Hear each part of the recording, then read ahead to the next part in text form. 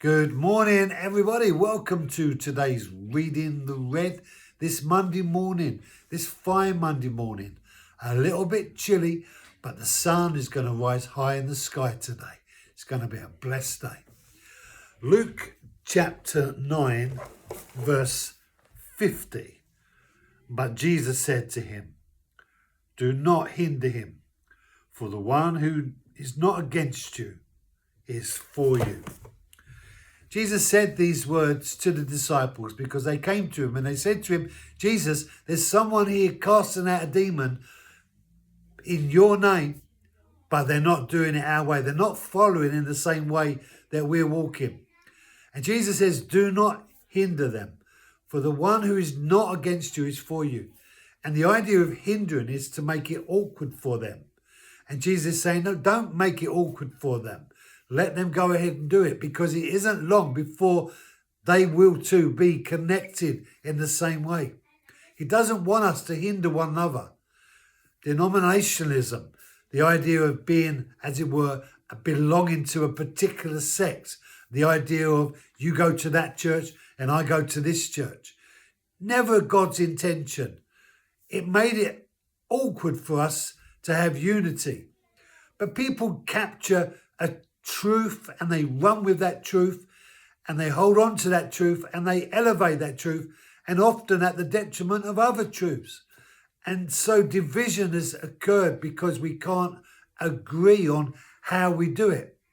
But Jesus is quite happy to allow someone to do it in a different way, because he's confident that it's not long before they also will be joining us in the journey of life with him.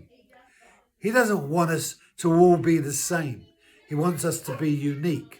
Sure, we express things in different ways, but God is quite happy for us to be unique. In this story, the disciples were seeing someone drive out demons. And it is possible to drive out demons in Jesus' name. In fact, Jesus says in Mark 16 that that's going to be the hallmark of all people who are following him. Christians will drive out demons, but we ask, how many demons have you driven out? What are demons? Where are they? Where do they go when they go? And where did they come from? And how did they get? There are so many questions we could ask about this verse.